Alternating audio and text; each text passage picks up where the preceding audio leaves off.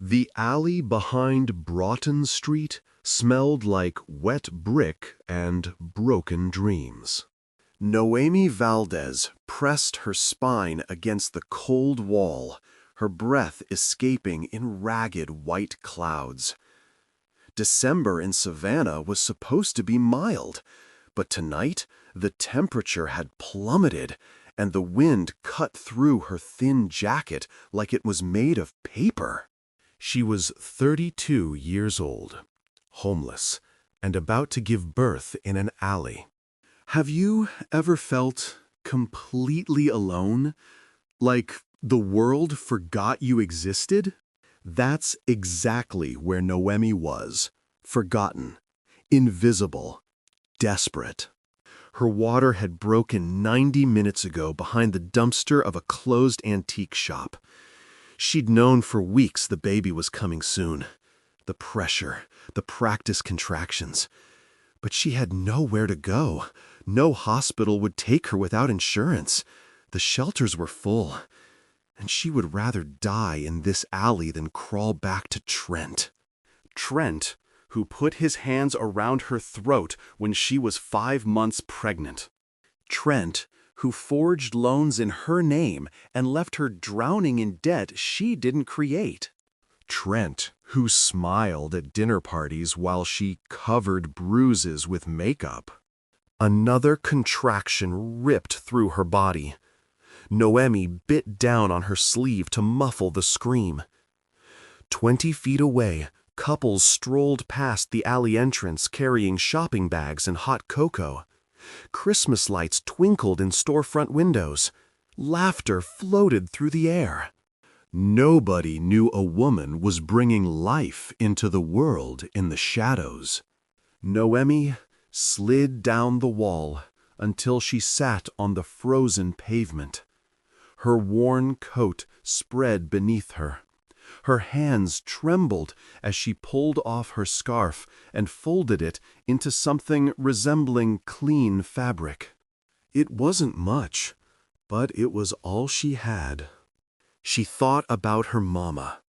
Renata Valdez had died 4 years ago from heart failure, working double shifts at the textile plant until her body gave out. Mama had raised her alone, made sure Noemi got through community college, made sure she knew her worth. Mija, you deserve a man who treats you like gold. Don't ever settle for less. But Noemi had settled. And now Mama was gone, and Noemi was paying for every wrong choice she'd ever made. Please, she whispered to the baby, to God, to anyone listening, please be okay. I'm sorry this is how you're coming, but I promise I'll do better. I'll get us out of this. She didn't know how. She just knew she had to. The contractions were coming faster now. Too fast. Her body knew what to do, even if her mind was screaming that this couldn't be happening. Not here. Not like this. Not alone. And then, footsteps. Heavy footsteps, echoing in the alley.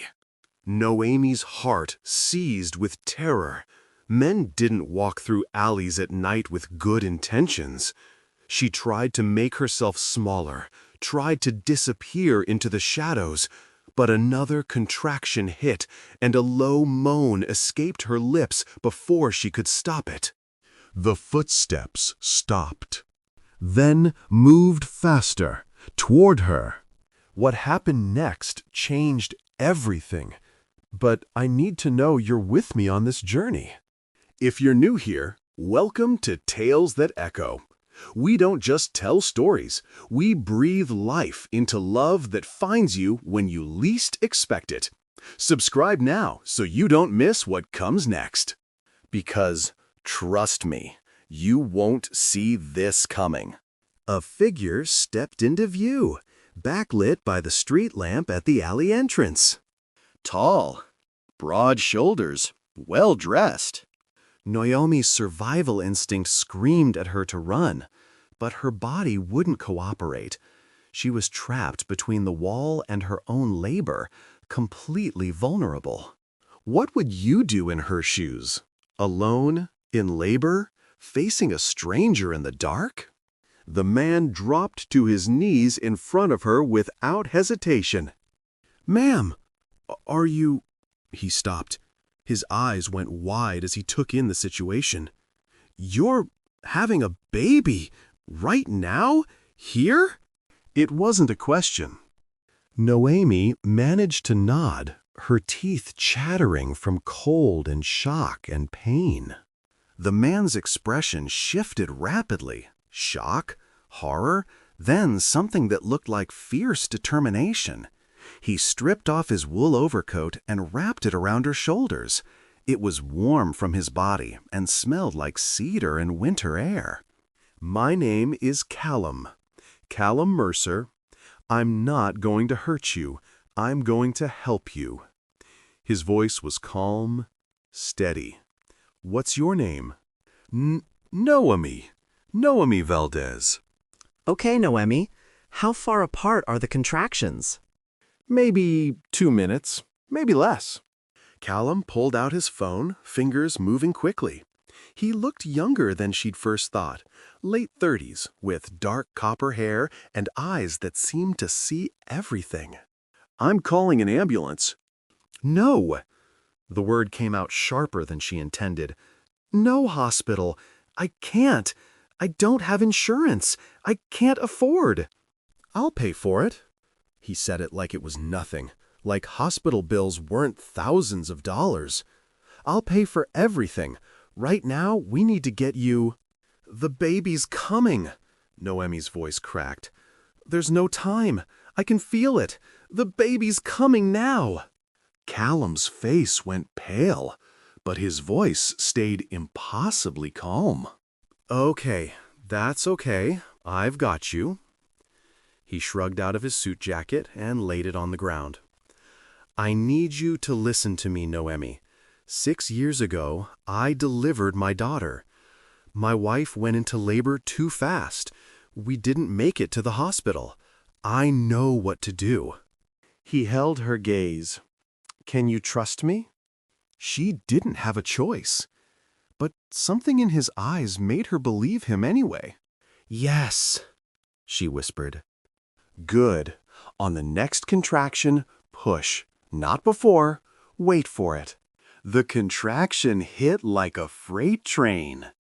"Push now, Noemi. You can do this." And she did. She pushed with everything she had left, through the pain and the cold and the absolute terror. Callum's voice guided her, steady and sure, telling her she was doing great, almost there, just a little more. "I see the head. One more big push. Your baby's almost here." She pushed because her baby deserved to live. And then a cry. A baby's cry, cutting through the frozen December air like a miracle. "It's a boy." Callum's voice was thick with emotion. He wrapped the baby in his shirt, checking him with practiced hands.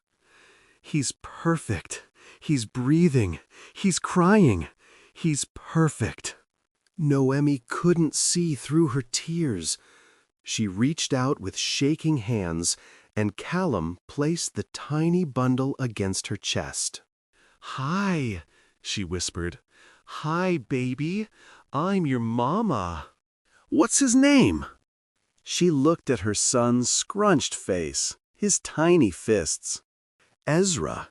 It means helper." She looked up at Callum. "Because you helped us survive." The hospital room was the warmest place Noemi had been in 4 months.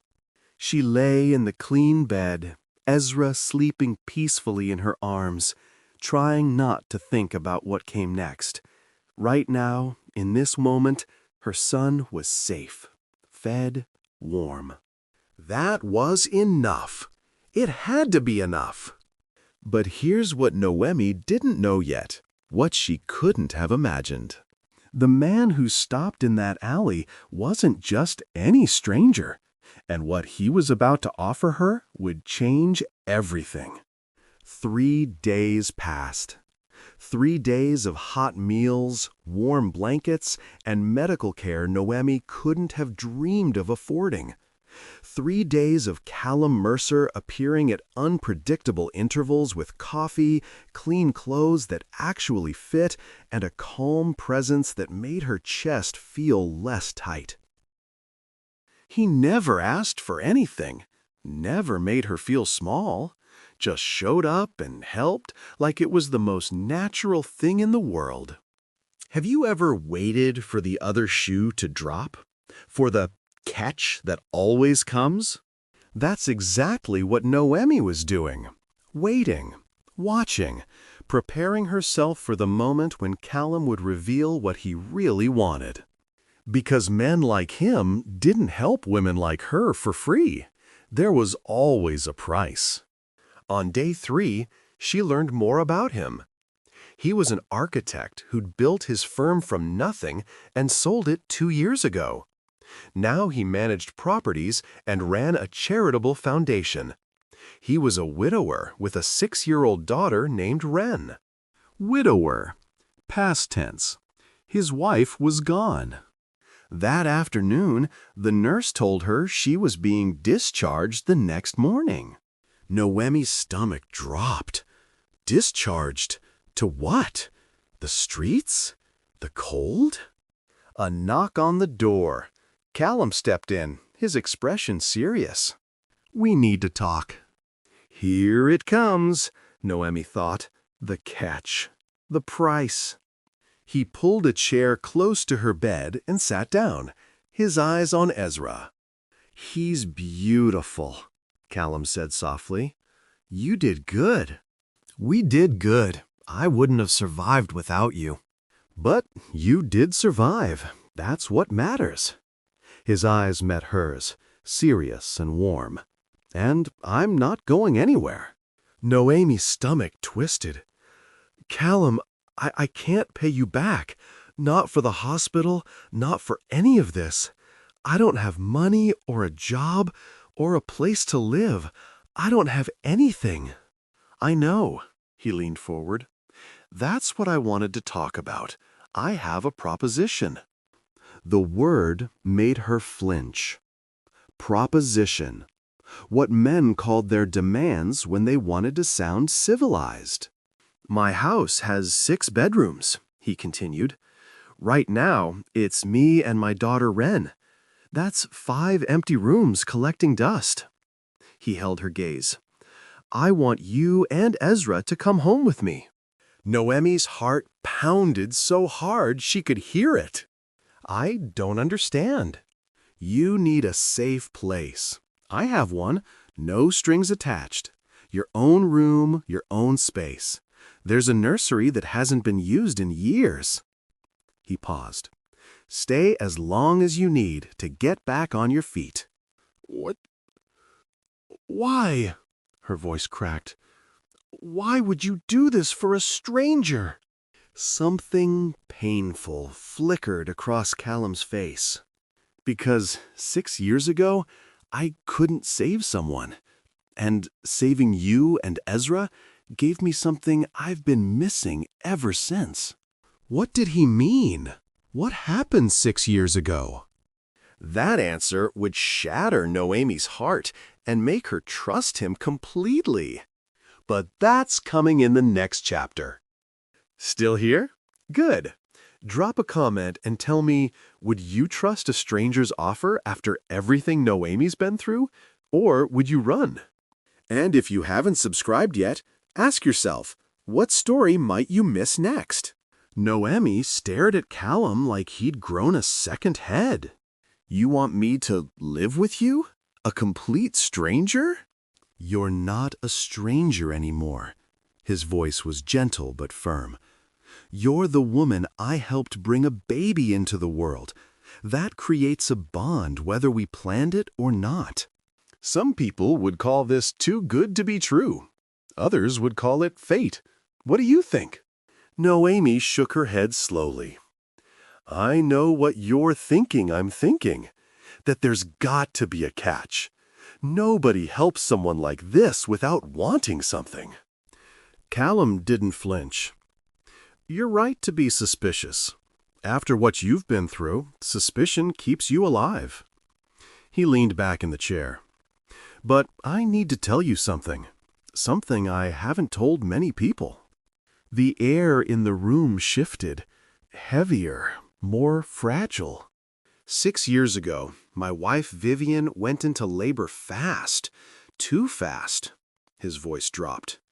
I had to deliver our daughter Wren myself in our bedroom because we didn't make it to the hospital. Noemi's breath caught. After Wren was born, Vivian started bleeding, hemorrhaging. Callum's jaw tightened. I called 911, did everything the operator told me, but she was bleeding out, and there was, his voice cracked, nothing I could do to stop it. Tears welled in Noemi's eyes. She died an hour after Wren was born. I held my newborn daughter and watched my wife die, and I couldn't save her. Callum, Noemi whispered, I'm so sorry. When I found you in that alley, when I delivered Ezra and you were both okay, he exhaled shakily. I got to save someone this time. I got to make it turn out different. Imagine carrying that weight for 6 years. The guilt, the helplessness, the what-ifs that never stop. That's what Callum Mercer had been living with, and saving Noemi gave him something he'd been desperate for: redemption. This isn't charity dressed up as kindness, he continued. You'd actually be helping me. My house is too big, too quiet. Wren needs more than just me and my sister. You'd be bringing life back into a place that's felt empty for too long. Noemi looked down at Ezra, sleeping peacefully against her chest. She thought about what it would mean for him to grow up warm and safe, to never know what it felt like to be cold and scared and desperate. I'm terrified, she admitted. Terrified this is too good to be true. Terrified you'll change your mind. Terrified I'll mess this up and end up back on the street. Then let me be clear. Callum's eyes held hers. I'm offering you a home, not temporarily, a home, for as long as you need it. He pulled a business card from his wallet. That's my attorney. If you want, she'll draw up a formal agreement. Put it in writing that you have a place to stay. No expectations. You can leave whenever you want. The fact that he understood her fear, that he was willing to give her legal protection, cracked something open in Noemi's chest. Would that make you feel safer? Yes, she breathed. That would help. Then it's done, Callum stood. Tomorrow I'm taking you and Ezra home. Home. Noemi hadn't had one of those in so long. But maybe, just maybe, she was about to. Callum's house wasn't a house. It was a mansion. Noemi stared out the car window as they drove through Savannah's historic district, past moss-draped oaks and antebellum architecture. The Savannah River sparkled in the winter sunlight, and the streets were lined with homes that probably cost more than Noemi would make in 20 lifetimes. Ever walked into a place so beautiful it made you feel like you didn't belong? That's exactly how Noemi felt when Callum turned onto a quiet street near the water. The house was 3 stories of weathered brick and white columns, with wraparound porches and black shutters. Azalea bushes lined the walkway, dormant now, but promising color in spring. A wrought iron gate surrounded the property, and through it Noemi could see a manicured garden and a fountain. This is where you live? This is where we live now. Callum pressed a button and the gates swung open. It belonged to my grandparents. They raised me here after my parents died in a plane crash when I was 8. More loss. More grief. Noemi was starting to understand that Callum Mercer knew exactly what it felt like to have everything taken away. The front door burst open before Callum even parked. A little girl came flying down the steps, auburn waves bouncing, her face lit with pure joy. She wore a green velvet dress and sparkly shoes, practically vibrating with excitement. "She's here! The baby's here! They're really here, Daddy!" Callum's face softened in a way that made Noemi's chest ache. "Easy, Ladybug. Remember what we talked about. Calm and gentle." The girl wren immediately slowed down, but her smile didn't dim. She reached the car just as Callum helped Noemi out, her eyes fixed on the bundle in Noemi's arms. "Hi," she whispered reverently. "Hi, baby. I'm Wren. I'm your big sister now." Noemi's throat went tight. Wren, this is Ezra, and I'm Noemi. "Miss Noemi," Callum corrected gently. Miss Noemi, Wren repeated, but she couldn't take her eyes off Ezra. Can I touch him? "Of course. Just his hand." Noemi knelt carefully, bringing Ezra to Wren's level. The little girl reached out with one small finger and touched Ezra's tiny fist. When his fingers curled around hers, Wren gasped. "Daddy, he's holding me! He loves me already!" "I think he does," Callum said softly. A woman appeared at the door, older, with kind eyes and silver-streaked hair pulled into an elegant twist. She wore jeans and a cashmere sweater, her smile warm and genuine. "That's Margot, my sister." Margot descended the steps gracefully. "Welcome home, sweetheart. We're so glad you're here." "Not welcome to Callum's house. Welcome home." The word settled into Noemi's chest and made something warm bloom there. Inside, the mansion was even more beautiful, but Wren had covered the elegance with handmade signs. "Welcome home, Ezra," in crooked purple letters. "Baby brother," with drawings of stick figures. "Miss Noemi's room," with an arrow pointing upstairs. When they reached the bedroom, a gorgeous suite with a king bed, river views, and a pristine bassinet in the corner, Noemi finally broke. She cried, really cried, for everything she'd lost and survived, for the grace she never expected.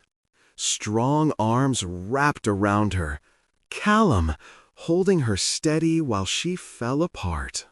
"You're safe now," he murmured. "You and Ezra are safe, I promise." 3 weeks passed like a dream Noemi was afraid to wake from. She'd established a rhythm in Callum's house. Their house, he kept insisting. Ezra woke every few hours to eat, and Noemi had gotten used to midnight feedings in the rocking chair by the window, watching moonlight dance on the Savannah River. Sometimes, she'd find Callum in the kitchen at 2 in the morning, making tea. "Couldn't sleep," he'd say. They were just two people who understood what it meant to carry ghosts in the dark. Have you ever connected with someone over shared pain? Found comfort in knowing you're not alone in your brokenness? That's what was happening between Noemi and Callum. Slowly, carefully, without either of them naming it yet. He'd make her chamomile without asking. They'd sit at the kitchen island while Ezra nursed, talking about nothing and everything. Callum told her about building his firm from scratch, about his grandparents who taught him that wealth meant responsibility. Noemi told him about her mama, about putting herself through hospitality school, about the events coordinator job she'd loved before Trent destroyed everything. They never talked about Vivian or Trent directly. Those wounds were still too raw. But they talked around them, sharing pieces of themselves in the quiet hours. Wren had become Ezra's most devoted protector. Every morning before school, she'd kiss the baby goodbye. Every afternoon, she'd do homework near his bassinet, reading him picture books in her serious 6-year-old voice. And the caterpillar ate through 5 oranges, but he was still hungry. It was the sweetest thing Noemi had ever witnessed. Margot came by most days with food or company, treating Noemi like family rather than charity. "You're good for my brother," Margot said one afternoon while they folded baby clothes. "First time I've seen Callum really smile since Vivian passed." Noemi didn't know what to do with that information. She'd been trying hard not to think about Callum as anything other than her generous benefactor. But it was getting harder. One morning, Callum knocked on her office door. He'd converted a small study into her workspace, with an envelope in his hand. "I have a proposition." Noemi tensed. That word again. "My foundation needs a director, someone organized and smart who understands people." He set the envelope down. "I'd like to offer you the job. Flexible hours so you can be with Ezra, competitive salary, full benefits." Noemi's hands trembled as she opened the envelope. The salary made her eyes widen. It was more than she'd ever made. "This isn't charity, Noemi. You reorganized my entire filing system in a week. You created schedules that actually work. My accountant said she's never seen things so streamlined." He smiled. "You're exactly what I need. Independence. Dignity. A future she could build with her own hands." "I'll take it," she said. "Yes." Callum's smile widened. "Good, because I was really hoping you'd stay." Stay. Not just in the house. Here, with them. Noemi was starting to want that more than she'd ever admit out loud. The foundation was set, but what Noemi didn't realize, she was falling. Falling for the man who saved her. Falling into a family that felt too perfect. Falling towards something that terrified her. Because the last time she trusted a man, he nearly destroyed her. Would you risk your heart again after surviving what Noemi survived? Drop your answer in the comments. And if you're still watching without subscribing, what's holding you back? This story's only getting better. 3 months changed everything. By March, Savannah was blooming with azaleas and magnolias, and the Mercer house hummed with life. Noemi had settled into her role as foundation director, working from her home office while Ezra napped. She'd found her rhythm: morning coffee with Callum, afternoons with Wren after school, quiet evenings that felt increasingly like family. But something else was growing too, something neither of them had planned. Have you ever tried to ignore feelings that refuse to stay buried? It started with small things. Callum's hand lingering on her shoulder when he looked at her computer screen. Their fingers brushing when they both reached for the same coffee mug. The way his eyes found hers across the dinner table and held on a beat too long. Late-night kitchen conversations had become their ritual. 2 insomniacs finding comfort in chamomile and honesty.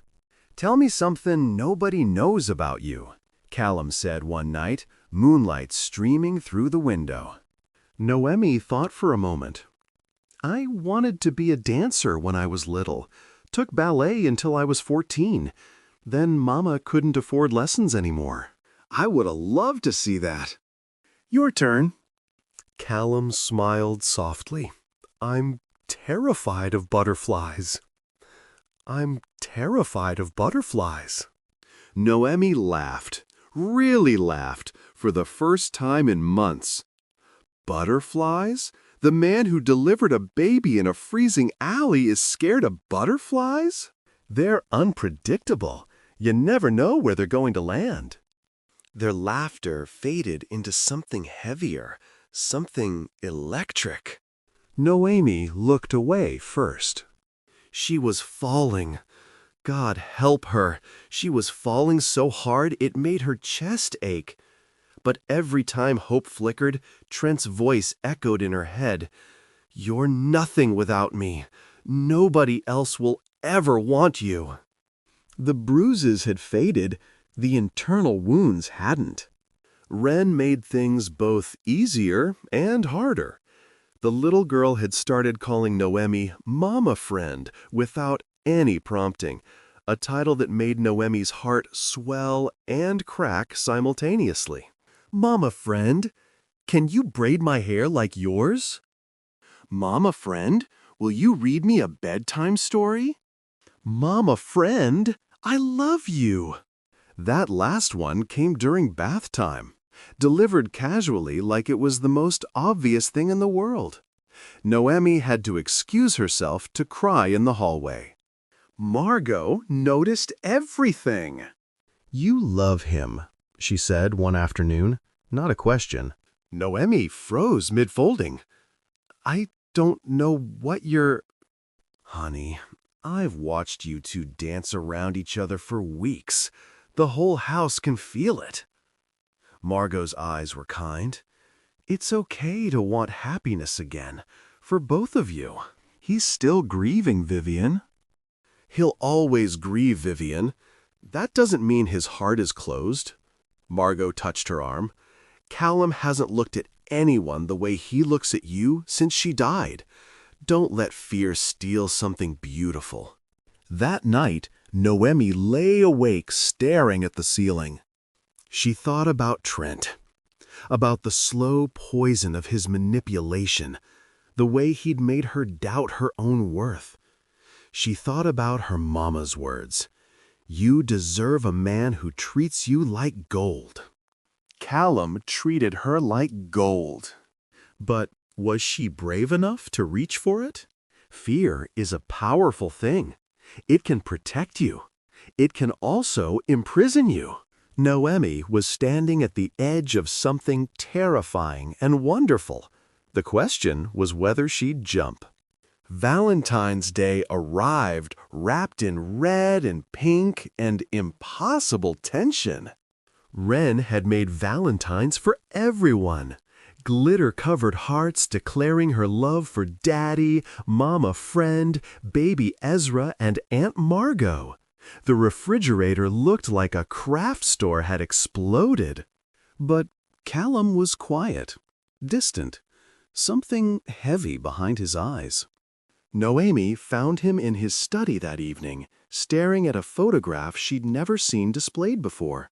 A beautiful woman with honey blonde hair and Ren's delicate features smiled at the camera, radiantly pregnant.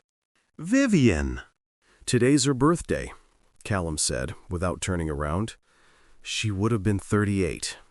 Some pain never fully heals. It just becomes part of you. Noemi stepped closer. I'm sorry, I didn't know. I've been carrying this guilt for weeks. His voice was raw. Feeling things for you that I swore I'd never feel for anyone else. And my first thought this morning wasn't about Vivian. He finally looked at her, anguish written across his face. It was about you. What kind of man forgets his wife? The kind who's still living. Noemi moved to stand beside him. The kind who has a daughter who needs to see that love doesn't end when someone dies. It just changes shape. Callum's hand found hers. His grip was desperate, searching. When did you get so wise? When a stranger stopped in an alley and saved my life. She squeezed his fingers. when he showed me that kindness still exists, that I was worth saving. You were always worth saving." His voice dropped to barely a whisper. "You're worth so much more than you know." The air between them thickened, charged. "I'm terrified," Noemi admitted. "The last man I trusted almost destroyed me.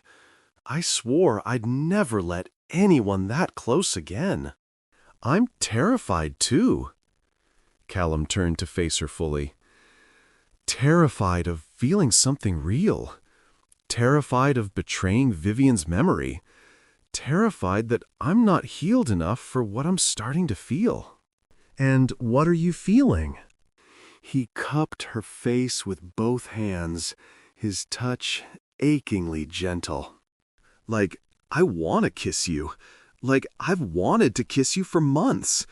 Like, maybe, just maybe, we found each other for a reason." Noemi's breath caught. "Then kiss me." He did. Soft, tentative, achingly sweet. She kissed him back with months of longing poured into it. Tears leaked from her closed eyes, and she realized he was crying too. When they finally pulled apart, foreheads pressed together, Callum whispered, "I'm falling in love with you. I've been falling since that night in the alley." "I'm falling too," she breathed.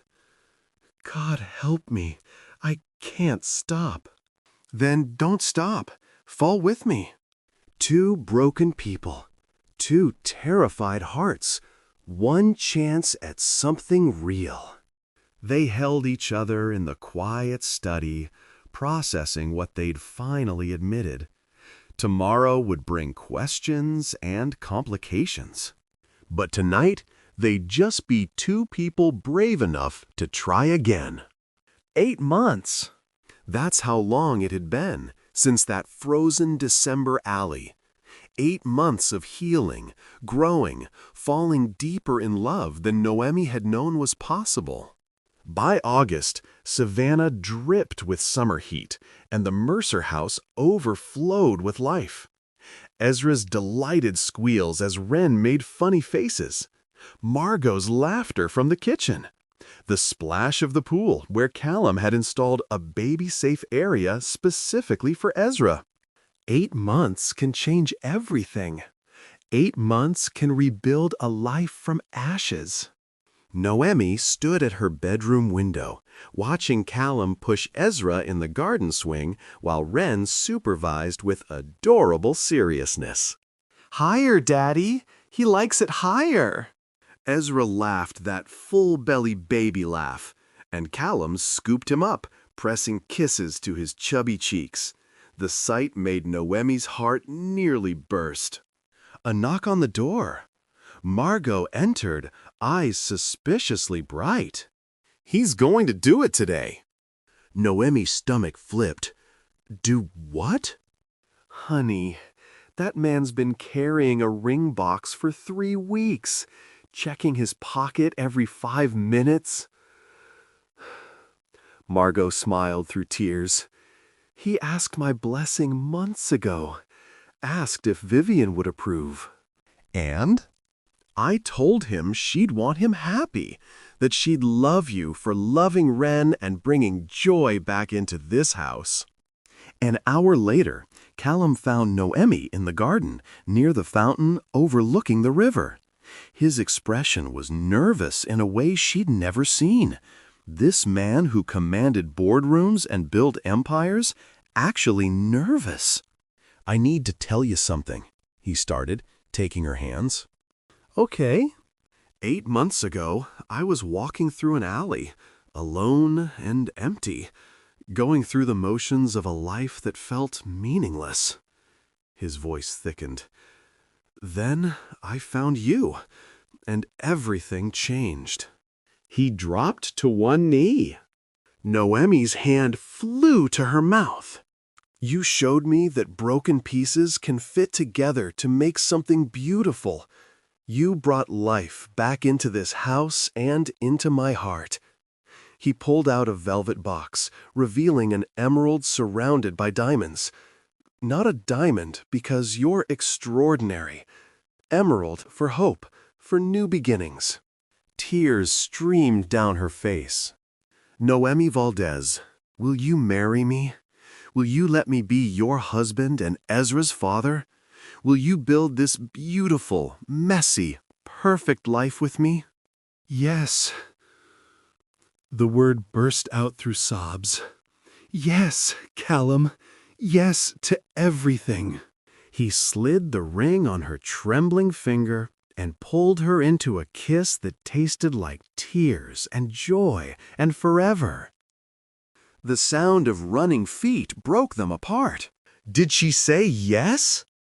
Wren came flying across the garden, Margot close behind with Ezra on her hip. She said, "Yes, Ladybug."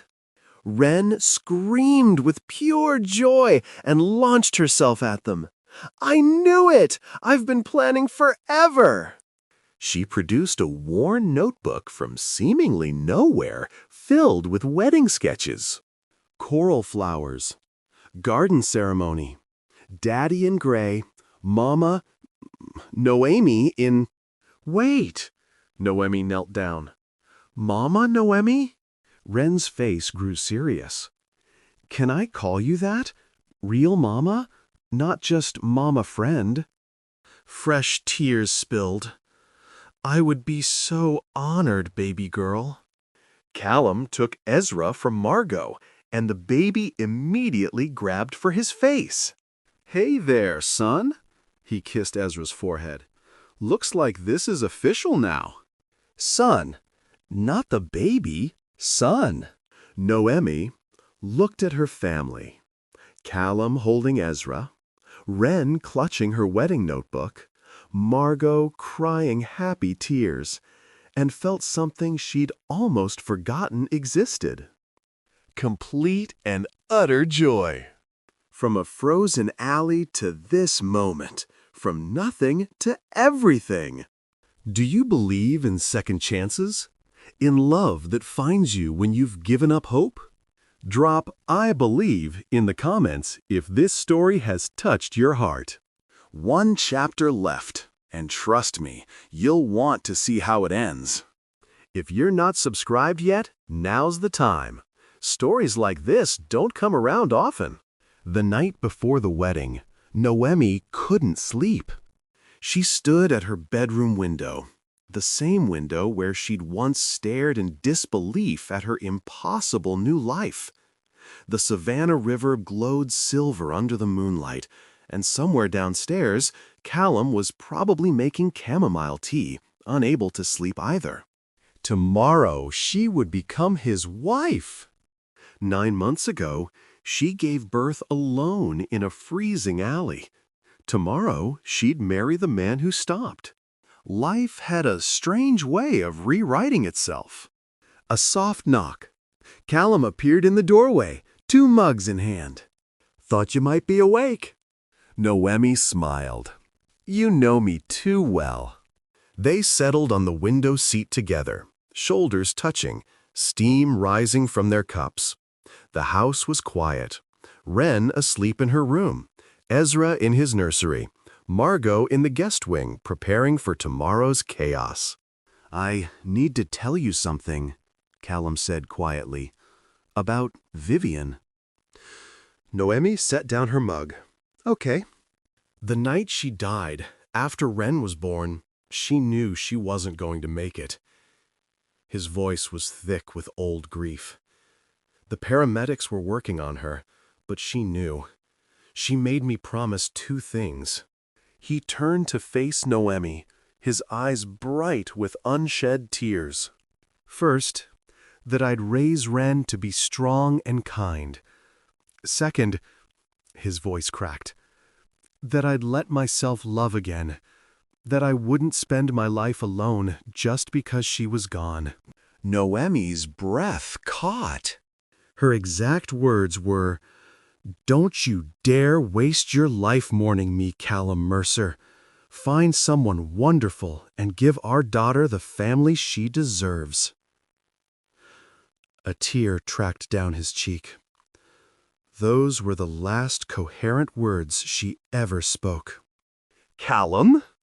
It took me 6 years, but I found you." He took her hands. "You're so much more wonderful than I ever hoped for. Loving you doesn't mean forgetting her. It means honoring her final wish." Noemi was crying now, tears of grief for a woman she'd never met and gratitude for the blessing she'd unknowingly given. "Thank you for telling me, and thank you for keeping your promise. Thank you for being worth loving." They sat in comfortable silence, wrapped in each other, watching the river flow peacefully in the darkness. "Can I ask you something?" Noemi said finally. "Anything." "That night in the alley, why did you stop? You were walking home from dinner. You could have walked past. Most people would have." Callum was quiet for a moment. "My grandparents used to say, we're put in specific places at specific times for reasons we won't understand until later. Our job is just to pay attention and act when we're called." He squeezed her hand. "I heard you, Noemi. I heard you bringing life into the world, and something in me knew, even before I saw your face, that stopping would change my life." Divine intervention? Something like that. Or maybe just grace. Random, undeserved grace that shows up in frozen alleys and changes everything. Grace. That's exactly what it was. That's what Noemi would tell Ezra when he was older. When he asked how they found his daddy, she'd tell him about grace and frozen alleys and the man who stopped when he didn't have to. The wedding was perfect. October in Savannah meant golden light and cool breezes and the garden exploding with coral roses, Wren's non-negotiable color choice. 50 guests gathered under a white tent overlooking the river, watching as Noemi walked toward Callum on Margot's arm. Wren stood beside her father as junior bridesmaid, holding a basket of petals she'd already thrown with enthusiastic abandon. Ezra sat in a decorated wagon, pulled down the aisle by a beaming Margot, wearing the tiniest tuxedo anyone had ever seen. When Noemi reached the altar, Callum's eyes were streaming. "You're so beautiful," he whispered. "I can't believe you're mine." "I've been yours since the alley," she whispered back. "I just didn't know it yet." They exchanged vows they'd written themselves, promises of patience and partnership, of building something lasting, of never letting each other face the darkness alone. When the officiant pronounced them husband and wife, Wren cheered so loud the guests laughed. "I have a mama now, a real mama." Noemi scooped her up, ring glinting in the sunlight. "You've always had me, Ladybug. Now it's just official." The reception was chaos and joy toasts from Margot that made everyone cry, dancing that went until midnight, Ezra being passed around like the world's most adored party favor. At one point, Noemi found herself standing alone near the fountain, watching her family. Callum was teaching Wren to slow dance, her tiny feet on top of his. Margot was feeding Ezra cake he was too young for, but loving anyway. The fairy lights twinkled like earthbound stars. 1 year ago, she'd had nothing. No home, no hope, no future. Now she had everything. Callum appeared beside her, slightly breathless from dancing. "What are you thinking about, Mrs. Mercer?" The name sent a thrill through her. About how this was supposed to be impossible. About how I was supposed to end up in that alley with nothing. About how you stopped when you didn't have to. She looked up at him. About grace. We'll teach them about grace, Callum said, pulling her close. Ezra and Wren and whatever other children come along. We'll teach them that love shows up in unexpected places, that broken pieces fit together into something beautiful, that second chances are always worth fighting for. Noemi kissed him softly. Forever starts now. Forever starts now, he agreed. And standing there in the garden surrounded by family and laughter and the promise of everything to come, Noemi finally understood. This wasn't an ending. This was a beginning. And beginnings, real, genuine, hard-earned beginnings, were always worth celebrating. Thank you for staying with this story until the very end. From a frozen alley to forever. From nothing to everything. From broken to whole. If this story touched your heart, do me a favor. Hit that subscribe button. Turn on notifications, because every story we share here at Tales That Echo carries a message meant for someone. Maybe the next one is meant for you. Drop a comment telling me where you're watching from. Share this with someone who needs to believe in second chances. And remember, grace shows up in unexpected places. Sometimes it even shows up in frozen alleys. Until next time.